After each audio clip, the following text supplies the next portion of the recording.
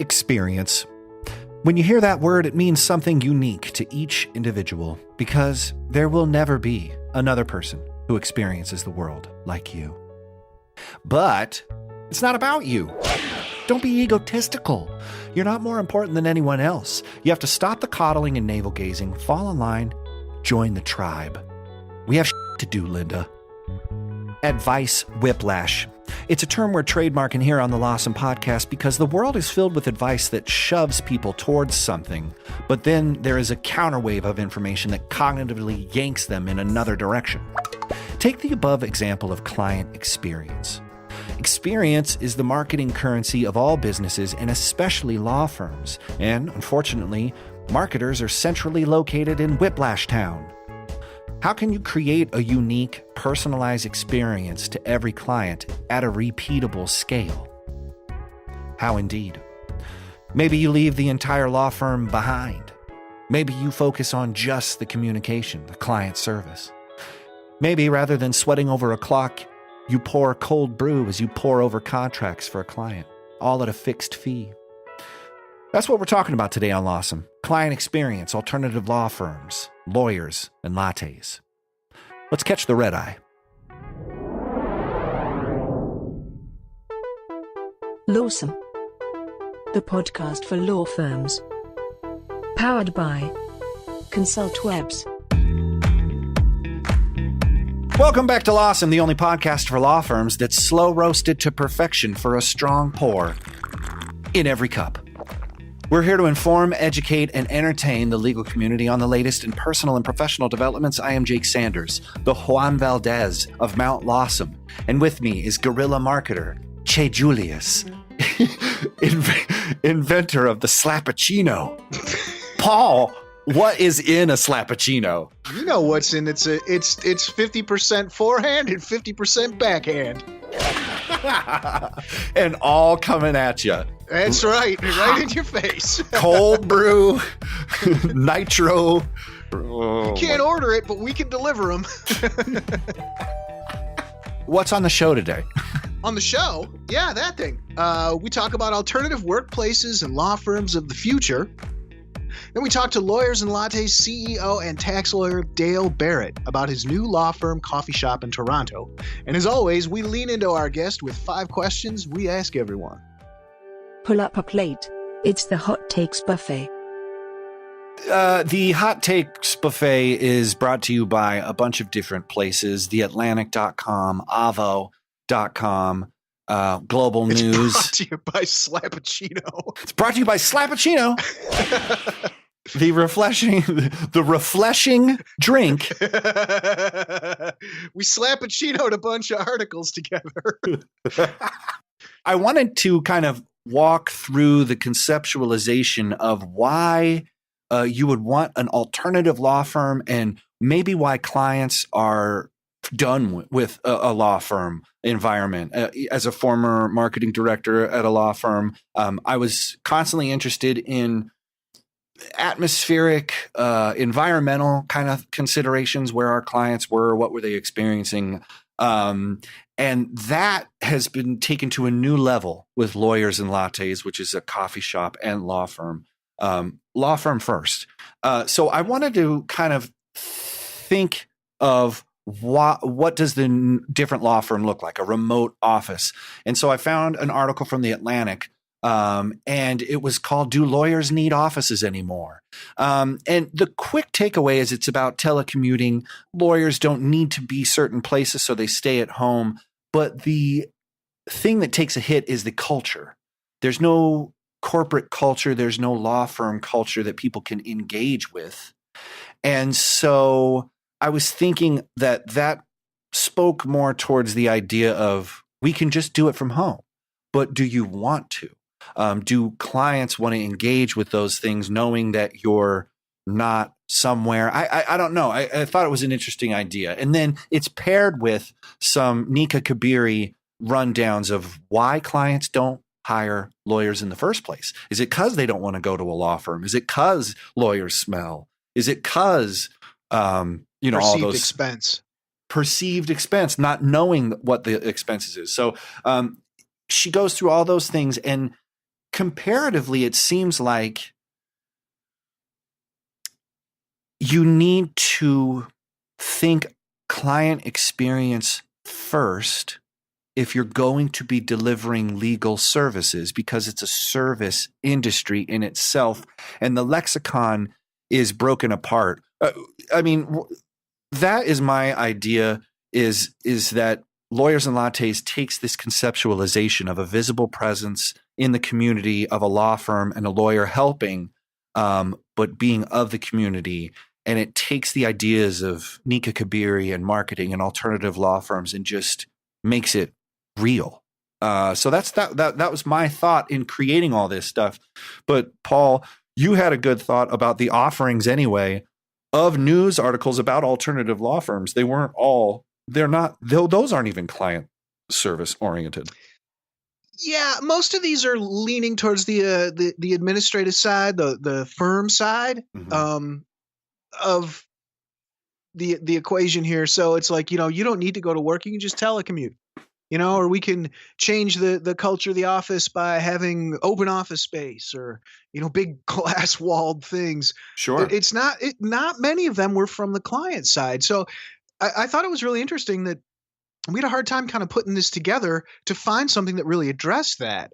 And, like we talked to Dale later about the fact that most people want to discuss, and we brought this up before, most people want to discuss their case face to face. But for me, the question is that what's intimidating about going to a law firm? Like, I'm not sure that, like, that's not a barrier for me. It wasn't a barrier for me before I worked here. I mean, I'm just, if I have to get my taxes done, like, I want to go to the CPA's office. I don't want to go to his house. Right. I don't want to, like, if I have to discuss a complicated tax matter, I'd be put off if the guy was like, well, you know what, why don't you meet me at Starbucks and, we'll grab a cup of coffee. I'm like, no, I want to go somewhere where I can close the door. Right. Right. So that's just me. Like, I don't want to make assumptions and say, because that's a big mistake I think people make, is you think, well, everybody, this is how I think, so everybody thinks like that. Oh, that's the marketing thing, is like, man, we got to be on Snaptogram. And they're like, right, what's exactly. that? You're like, exactly. Snaptogram. You're on Snaptogram. You're the only one on Snaptogram. So to kind of argue, yeah, right. I'm making that up. I'm making Slaptogram. It's totally different. Oh, I think the thing is, though, what's appealing about this, it kind of removing the coffee aspect of it, or the other business, the alternative side of it, is that you can walk into a place and it has a list of services and the costs right there. So already you have the power in this transaction. You walked in, so you didn't set an appointment. You're not taking someone's time. It's up to you. You can see right there what it's going to cost, stuff like that. And it's not in a close you in the office, you feel trapped kind of thing, because a lot of people get that now. Or strong arming them into signing or something like that.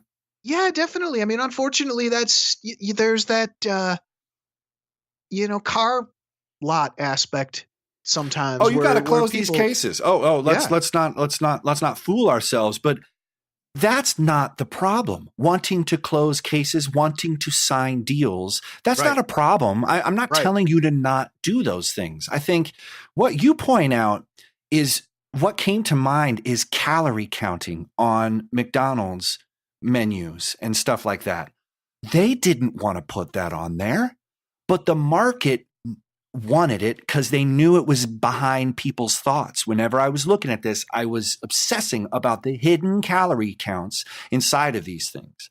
And so fast food, there's regulations too that were like, well, and also there's a health crisis. But in regards to that, no, but they needed to be cognizant, and the market pushed them towards that. It had to expose it, but there was hidden anxiety based on numbers that wasn't addressed, and no one was addressing it until, someone had to step in. And it wasn't that it wasn't like, this is how we've done it always, which is like, people just like to go to law firms. Well, they've never been given the alternative. Or what does the alternative look like? And so, to go back against your point, I'm with you.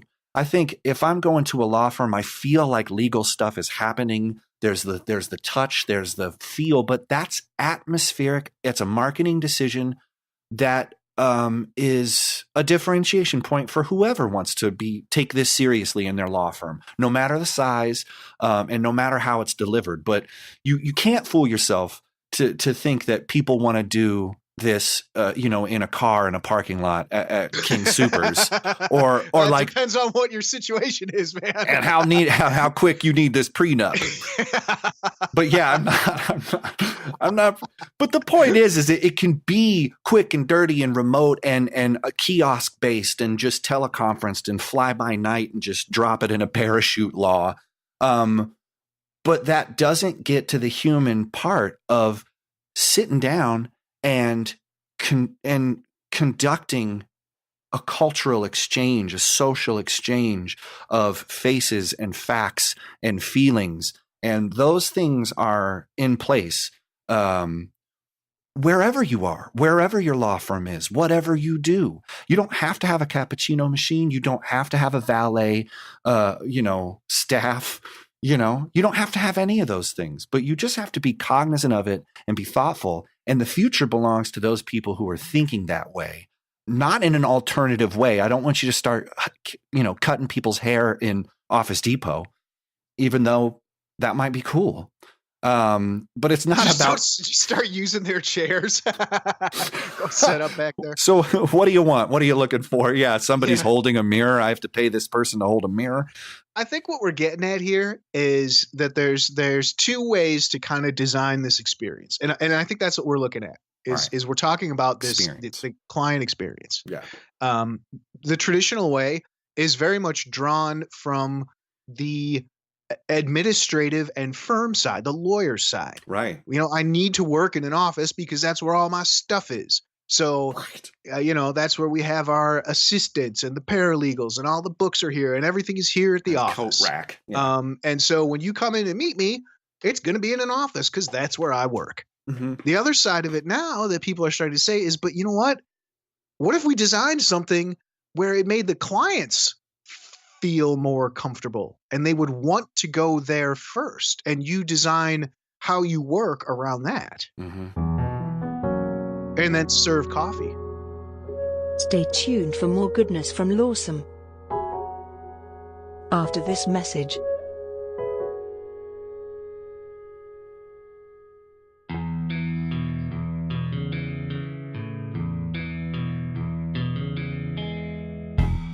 Since 1999, ConsultWebs has been helping law firms connect with clients on the web, connect digital marketing success with firm success, and connect their business goals to proven strategies that help them get the most out of their legal marketing. Go to consultwebs.com to learn more.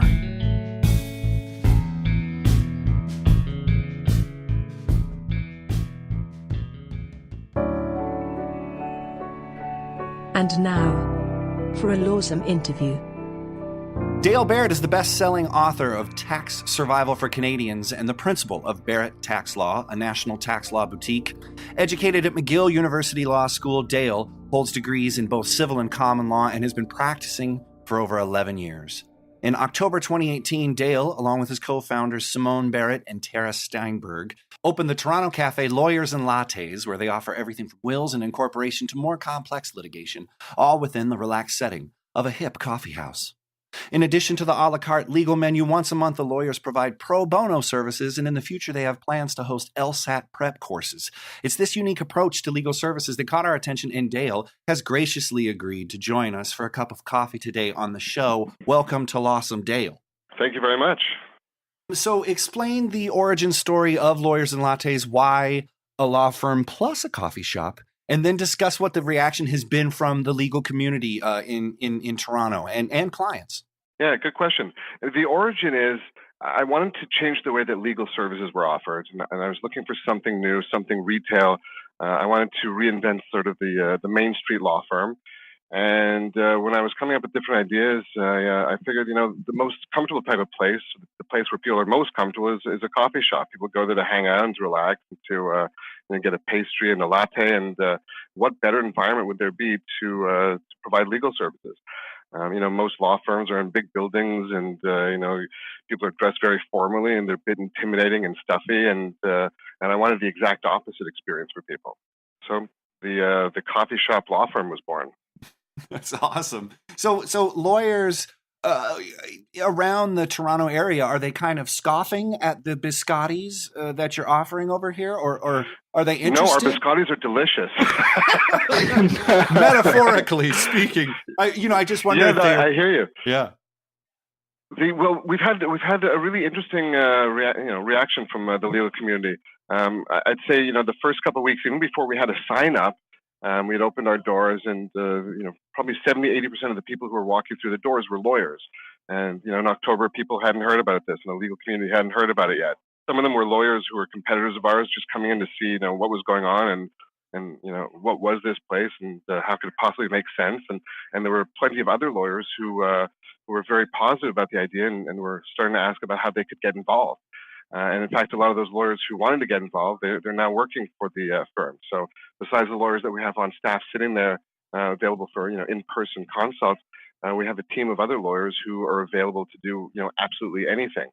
So if it's one of those services that can't be provided on the spot, maybe you need to sue someone, or maybe you need to do a custody battle, or maybe something more complicated, we have lawyers for all that. So there's been a tremendous enthusiasm in the legal community, and as well, we've had inquiries from lawyers across Canada and across the world now about starting their own locations. So we're working with a variety of different lawyers, finding locations for them now where we can start building new cafes and expanding on the model. Ooh, franchising, man, franchising. I love it. Yeah, I don't like the word franchising because there's too many legal problems with franchising. But yeah, I mean, we're doing licensing, we're doing all kinds of cool, franchise type deals with people. So nice. You can expect this shop to open up in a variety of other places across the GTA, and we're talking with some people out in BC and other parts of Ontario now to start opening these locations up soon. So and client wise, people are what's the reaction from people, from tail to snout? Like, you bring this person in, how are they finding you? Are they just waltzing in, or have they kind of? There's been a lot of sort of walk-in traffic, and of course we've been featured, in Blog TO and the Toronto Star, and a lot of the media is picking up on us. That's really making a big difference, and people are actually starting to call and book appointments in advance, and they're showing up to do their wills and incorporate companies and get divorced and so on and so forth.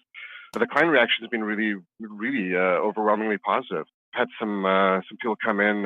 This one lady in particular, she's freaked out. You can see she hates dealing with lawyers, and she's all freaked out and stressed out, and you could see it on her face. And by the time we were finished, and she had a couple of macarons and some delicious coffee, we'd finished her documents 45 minutes later, and she said, this is one of the most positive experiences I could have imagined. It's not like a law firm, and we work in jeans, and we're not dressed like Bay Street lawyers. So it's a very chill, relaxing environment, and we just want to.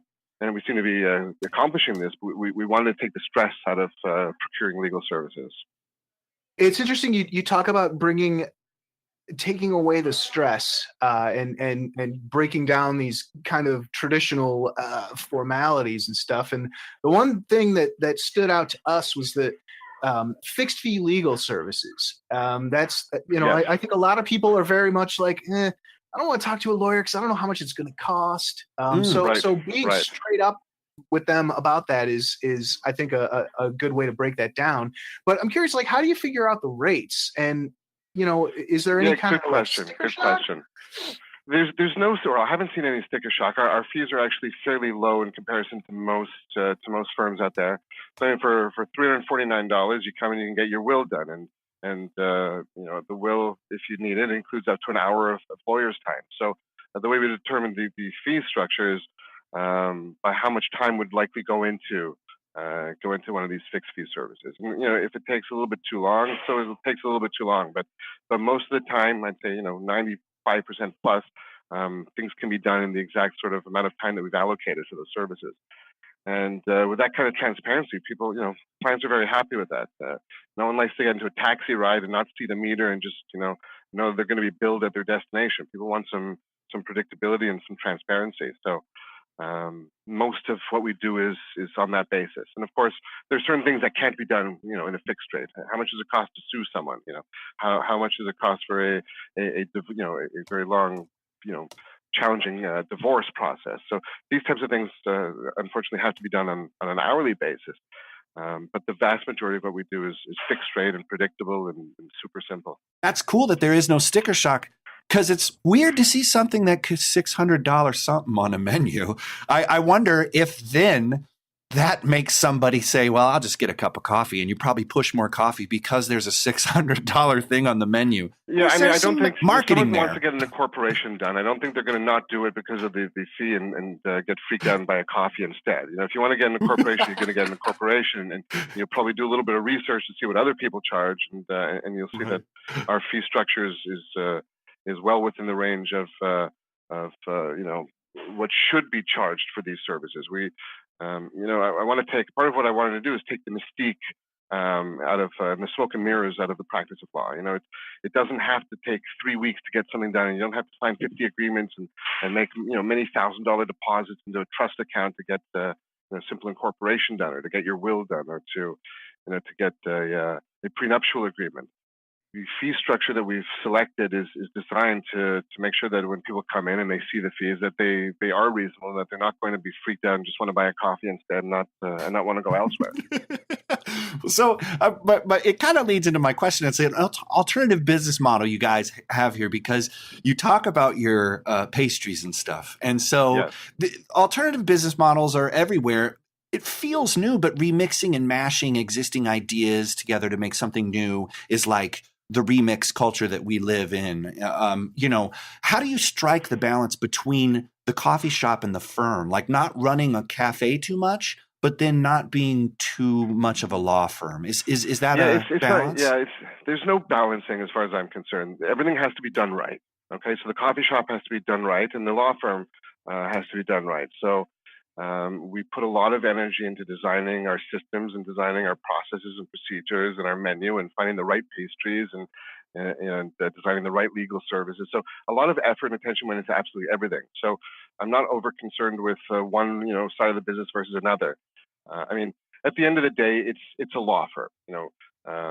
This is set up to sell legal services, to provide legal services to the public. But at the same time, we're running a full service cafe, and we're not necessarily the best cafe operators in the world, and I'm not Starbucks, and I don't have 5,000 locations, but we do a pretty good job at it without compromising on either side. Excellent. So that's why I was just wondering if you're like, the muffins are low, and you're like, we're lawyers, for God's sakes. I was just taking a note on that. I did want to say that this is like kind of an extreme mashup, because I've worked food service and then corporate stuff too. So that's it's extreme. It is. That's a lot of hats to wear all at once. Worrying about perishables and stuff like that. Well, we've got dedicated people. We've got people who are dedicated to the cafe operation, and their job is to make sure the cafe is staffed and that the pastries are fresh and that old muffins are being thrown away and that the drinks in the fridge are cool. And those aren't the lawyers, and those are not the paralegals. Right. The key distinction. Right. At the same time, though, the baristas in the front, they have to be educated enough about what we do as lawyers to be able to do intake and to be able to book those appointments and to be able to, put someone in touch with the lawyer for what's needed. But,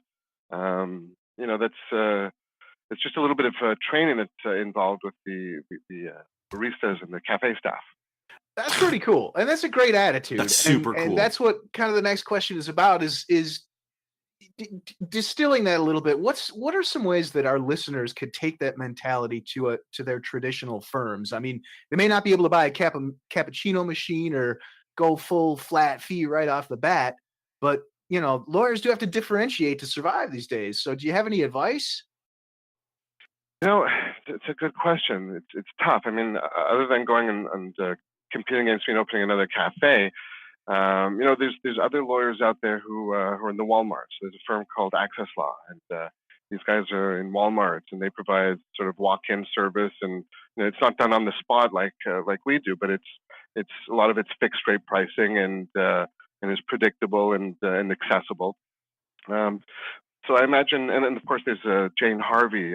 She has these little law offices throughout a lot of the malls, and she does the same sort of thing. So, I mean, I imagine that this sort of a model, whether it's a cafe or whether it's an operation in a mall or whether it's some kind of a drop-in center, I imagine that's going to start becoming more and more prevalent.